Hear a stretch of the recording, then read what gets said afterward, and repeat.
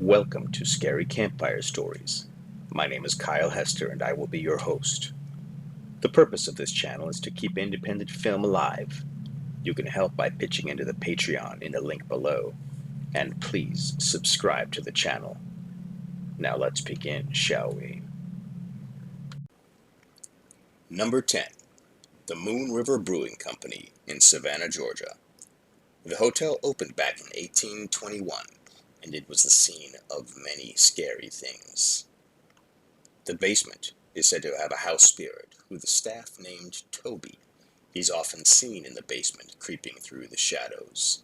There are cold spots, and visitors often feel uncomfortable and claim to hear voices and their names whispered in their ears. The second floor also has a spirit. This one, the ghost of James Stark. The shooting of James Stark by town physician Philip Minus is a famous one, and depending upon who you ask, he died right there on the stairs, or in the kitchen. Can we really be sure? Either way, his spirit is frequently seen on the second floor. Number 9. The Marshall House Hotel.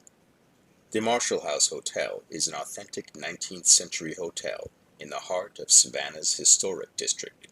It is known for offering luxury to its clients, but also for being one of the most haunted places in Georgia. Guests have frequently reported seeing a young man holding his own severed arm and searching for someone who can help him to reattach it. There are also reports of men in Civil War clothes who wander the hotel. There were many great battles around Savannah. Some guests think that there are actors of some kind doing reenactments, but there are no reenactments in the hotel. This goes some way towards explaining the origins of these apparitions. It's also common for guests staying at the hotel to wake up with one arm outstretched, as though a nurse is taking their pulse. Is a nurse taking their pulse? There's such a high volume of paranormal activity in the hotel that staff have begun keeping a journal where they record every instance of paranormal activity. The book is getting long. Number 8. Colonial Park Cemetery. Colonial Park Cemetery served as Savannah Cemetery for more than a century and contains over 9,000 graves. Established in 1750, by 1789 it had been expanded 3 times to reach its current size. Colonial Park Cemetery is approximately 6 acres in size and is located in the heart of Savannah's historic district. It became a city park in 1896, 43 years after burials in the cemetery stopped. Why do they always put something over cemeteries? You'd think they would learn. Number 7. The Masquerade Club in Atlanta, Georgia. The Masquerade was built in 1890 and was originally known as the Dupree Excelsior Mill.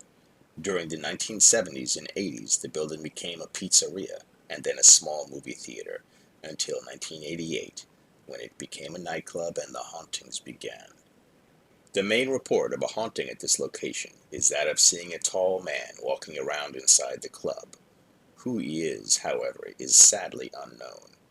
There have been many claims from the staff about how the very heavy music amplifiers are turned upside down, sometimes on a nightly basis, when no one is in the rooms that they are kept in. Other reports include footsteps from unidentified sources, cold spots, horrifying screams coming from the back stairs. Could these screams be caused by the spirits of young girls who all died in freak accidents in the mill? I think so. Every building has its past, you know. Number 6. The Bonaventure Cemetery. The Bonaventure Cemetery is a rural cemetery located on a scenic bluff of the Wilmington River, just east of Savannah, Georgia. The cemetery became famous when it was featured in the 1994 novel Midnight in the Garden of Good and Evil. In the early years of the land that now serves as a cemetery, there was once an immense plantation constructed there. One night, there was an immense fire at the mansion. In today's cemetery, Many individuals who have visited the area state that the dinner parties still seem to occur. They claim they can hear voices of people socializing and having a good time. Something interesting, as if normal ghosts weren't enough. They say that there is a pack of dogs that seem to roam the grounds, only they are not living dogs, but ghost dogs. I can assure you that this is a frightening experience for many who have encountered them. Can you imagine? Barking and howling of dogs that aren't really there. Number 5. The Windsor Hotel. There are a number of haunting tales at the Windsor Hotel. People who work there, those who visit, and those seeking out spirits experience a wide array of paranormal experiences. It is believed that a maid and her daughter that lived at the Windsor Hotel still reside at this place. The family was murdered in the early part of the 1900s. Many guests have claimed to see this little girl playing in the hallways, running up and down the halls. It is believed that this little girl was the maid's daughter. There are hauntings that are associated with the maid too. Many have said that they have seen a reflection in a mirror that is on the third floor, only to look again and see nothing. It is not uncommon for kitchen tools, pots, and pans to appear to be tossed in a violent way. Electrical appliances, radios turn on and off by themselves. These kinds of experiences are fairly typical here. Number 4. Madison Square in Savannah, Georgia. Madison Square was laid out in 1837 and named for President James Madison. However, the hauntings were prior to the square being laid out. It was in this location that during the Battle of Savannah, many soldiers fell to their death. It is even rumored that Madison Square is the location of a mass grave, which the dead soldiers' bodies were thrown into. By many accounts, not all of the men who were thrown into the grave were dead yet. They may have been mortally wounded, with death inevitable, but the horrific feelings that must have been felt by these men as they were buried alive is something that we cannot possibly begin to understand. On some ghost tours, EVPs have been heard. You can hear one man saying, "They shot me through my heart." Could this be a spirit who died in the Battle of Savannah? Number 3.